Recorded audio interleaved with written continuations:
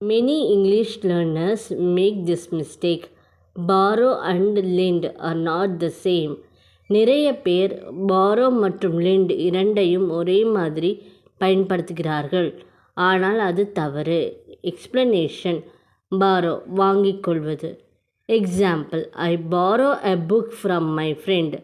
நான் என் நண்பரிடமிருந்து ஒரு புத்தகத்தை வாங்கிக் கொண்டேன். lend கொடுப்பது. Example, my friend lent me a book. என் நண்பர் எனக்கு ஒரு புத்தகம் கொடுத்தார். Common mistake. Can you borrow me your pen? Correct answer. Can you lend me your pen? உங்கள் பேனாவை எனக்கு கொடுக்க முடியுமா? Trick. Remember. borrow take, lend give. borrow வாங்கு, lend கொடு. Did you learn something new today? Subscribe for daily spoken English shorts. இப்படிப்பட்ட spoken English வீடியோவுக்கு subscribe செய்யுங்கள்.